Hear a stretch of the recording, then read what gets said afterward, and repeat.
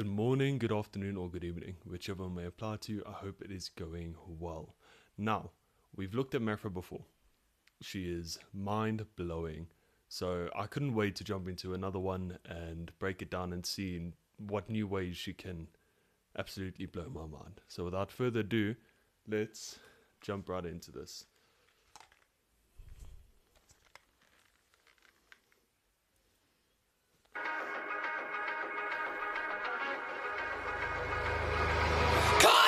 The altar! Let's get right off the bat. If you think I wasn't gonna pause there, you're out of your mind. Holy shit. That low tone that she brings out in it is astonishing. And starting it off like that, mental. I mean, it makes sense. This is Spirit Box. Very screamy dependent, but starting it off and the backtrack kicking in the way it did.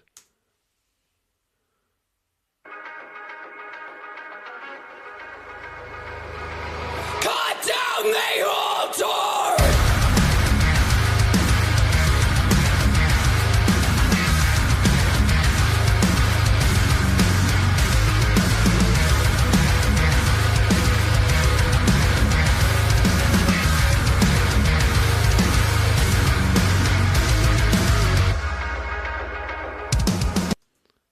Before that happens, did you pick up on that synthy sound that was being panned far left side? It's like this euphoric synthy noise that it's giving. It's almost angelic. I don't know why that stood out to me the way that it did, but I just wanted you to hear that again. And wow, the riff building on this is insane. This is one of those riffs that is just going to stay in your head the whole day. And that guitar is so low. It's like you feel it deep in your chest. You know, I'm very excited to see what she's going to do with this. Very excited.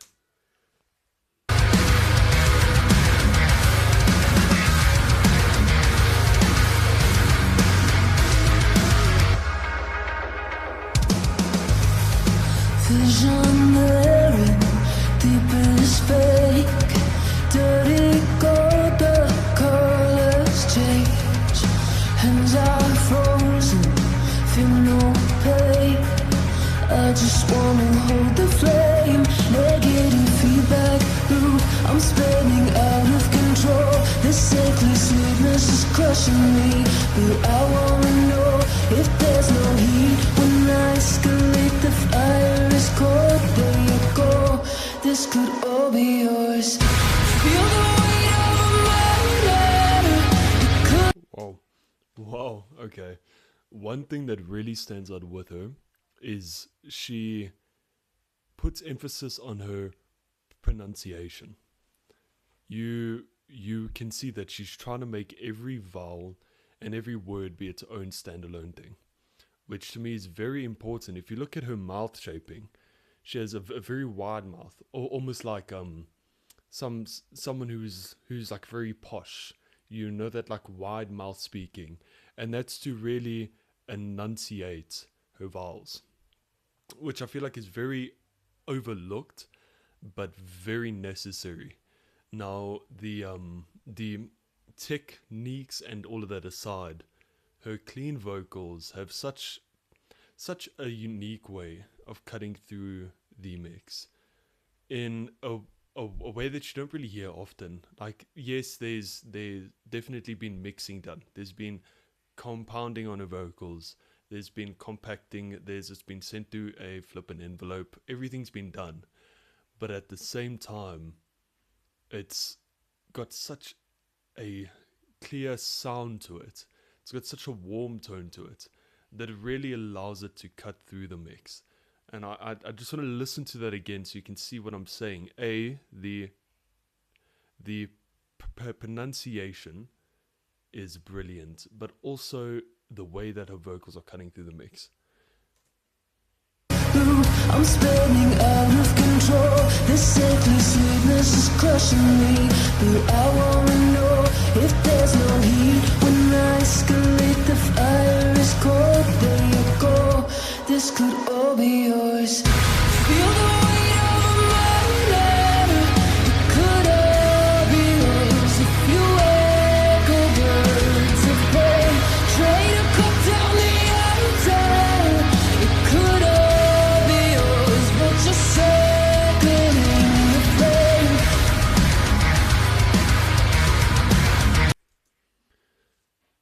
her skill in flipping between where she's singing is so well done.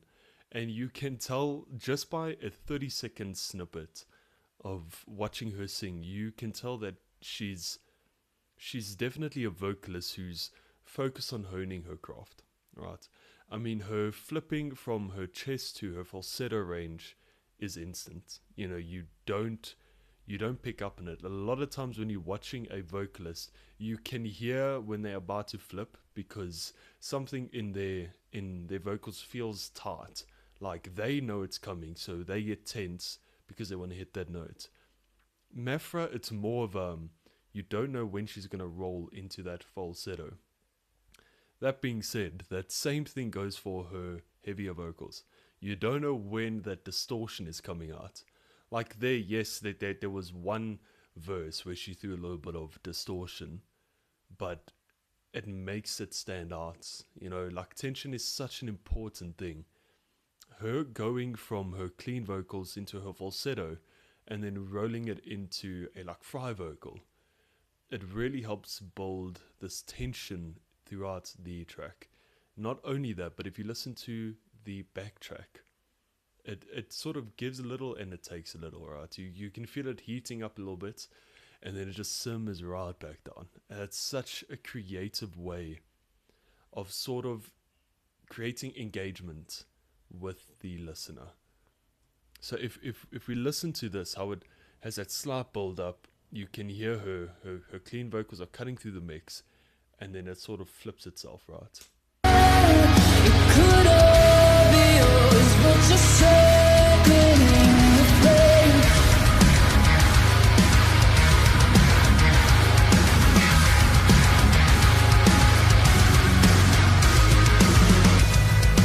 Nothing sacred, nothing lost. When birds of prey invade my thoughts, they promise that we'll feel that pain.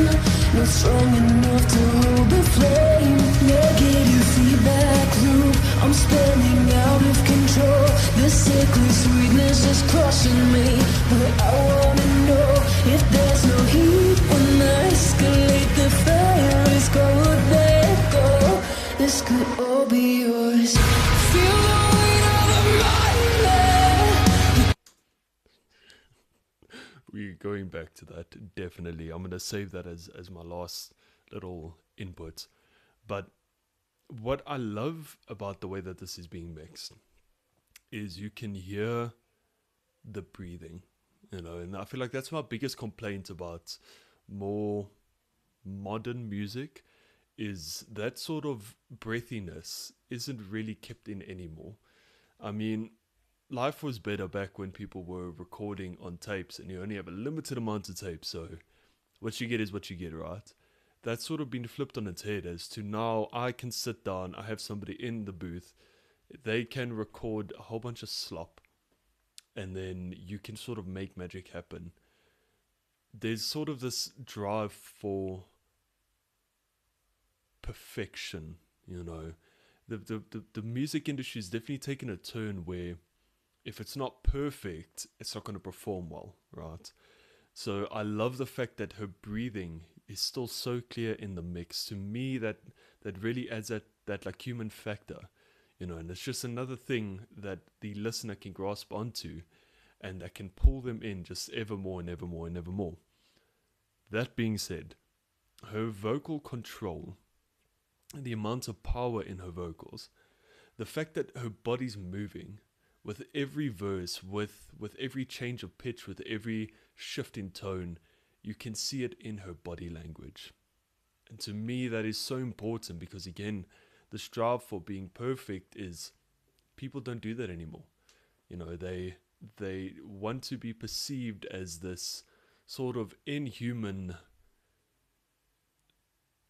way of doing it. Like they are so good that it's not human, you know, and that's what's being chased. But this is like a breath of fresh air where you can see the impact it's having on her body. You can hear her breaths in between the verses. You can hear the breath in between word A and word B. You can feel how it's ramping up within her. And the power in her vocals is astonishing. It is astonishing. Especially that low growl that she rolls into right at the end. Like, I know a lot of people don't tend to understand the amount of technique and practice it takes to pull something like that off. You know, a lot of people, when they think of heavy vocals, it's just shouting. How hard can it really be? You know, but for the people that know, for the people who have attempted it, to hear that low of a growl with so much sustain, so much power behind it, it is genuinely jaw-droppingly good. Back loop, I'm spinning out of control. The sickly sweetness is crushing me. But I wanna know if there's no heat when I escalate. The fire is cold, let go. This could all be yours. Feel the weight of the moment. It could all be yours if you echo words of pain. Try to cut down the altar. It could all be yours, but you're circling the flame.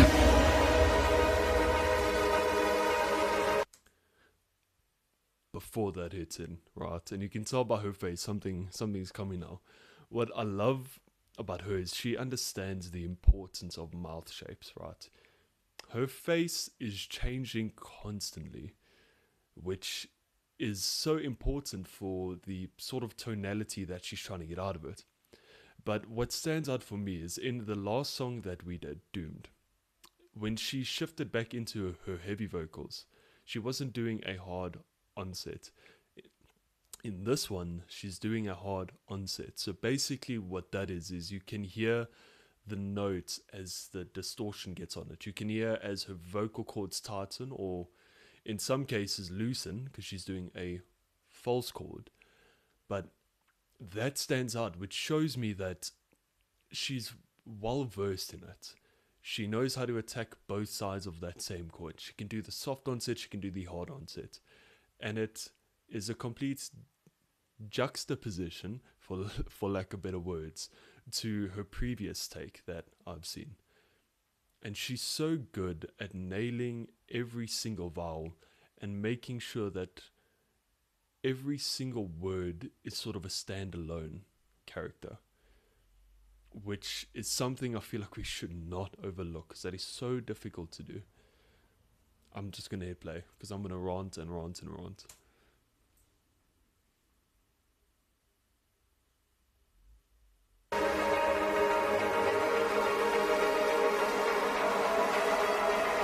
With all the power of a dying sun, I climb the altar and I claim my place as God.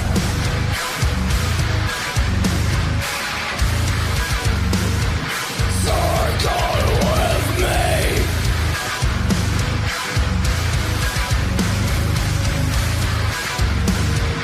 Circle with me. This could all be yours. Feel the weight of a mighty. Wow. Wow. That is so low, but it's so controlled. And you can see how she's pushing it, right? Because her body is physically shaking. That is so important to note, that this vocal take, she's really pouring her emotion into it. Yes, it is harsh vocals, it is screams, but you can still put your emotion into the lyrics, and she is definitely doing that. It is taking a toll. But at the end of this, I guarantee you, her vocals are not going to be sore. She's not going to be tired, because she's got so much technique, and that's technique that is formed over years of practicing. And that's something that if I was wearing a hat, I would tip off to that, because that is truly I'm giving myself to the craft, you know. But to go from that back into clean vocals like it's nothing, the amount of control, the amount of knowledge, right? If you think of your vocal cords and your larynx as a map, right? Like, oh yeah, I know that over here is where I get my low tones. Back here is where I get my mids. You sort of learn that. But she knows that map back to front to be able to go straight from her distorted lows into her clean mids. It's so impressive to me. And not to take away from her vocal take, but the backtrack there, it builds and it pulls you and it pulls you.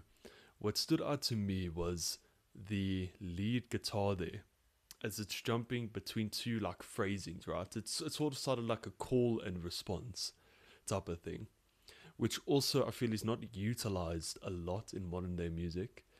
But that call and response it's ever changing, and one thing that helps keep listeners engaged is an ever changing track. Something that there's always something new happening that pulls you back in, very similar to Tool. Now I know Tool is not everybody's cup of tea, but that's something that Tool has really mastered, is that building tension through an ever changing track, which is exactly what it's doing here, sort of a call and a response.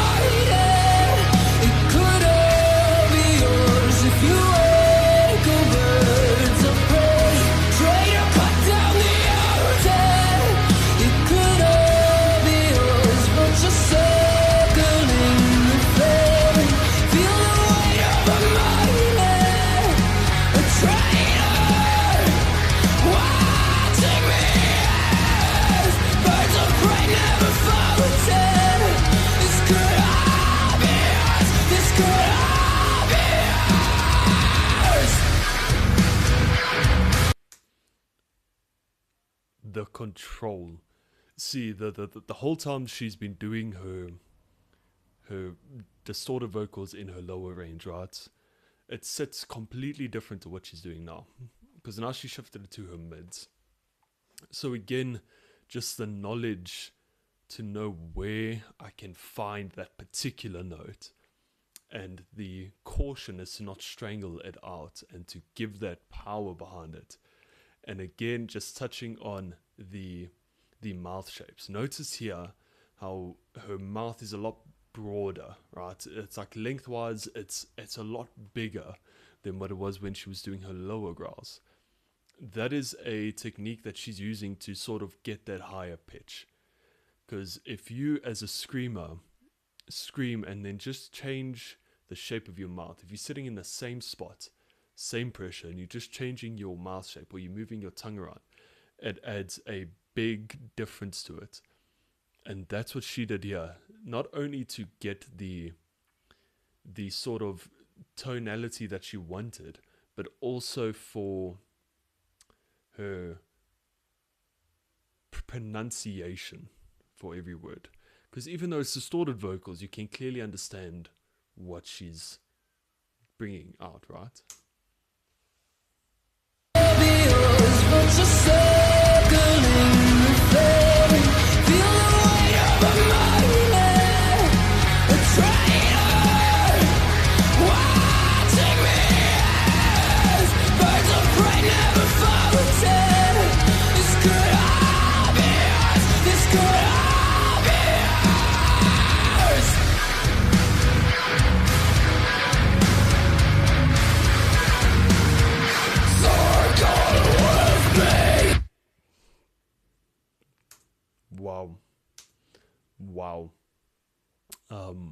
Wow.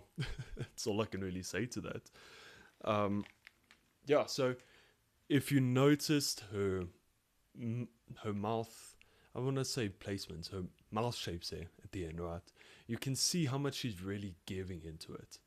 Her mouth is elongated and she's giving all the breath that she has. So in that last sequence, you can see that she's breathing in a lot more than what she was to the previous sections of the song.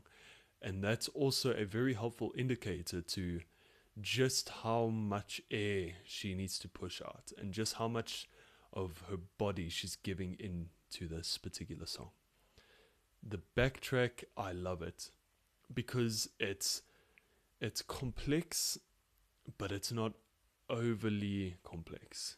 You know, there's that low guitar, there's a lead guitar, drums are just keeping it tight, and that really helps to just sort of highlight her vocals. It allows them to stand out more. And genuinely such an amazing vocalist. I'll definitely be looking at more of her stuff, but if you have any other recommendations, anything you want me to break down for you, or you just want my opinion on something, please do let me know down below, and go be kind to somebody. It is free. Thank you guys very much, and I hope you have an amazing day further.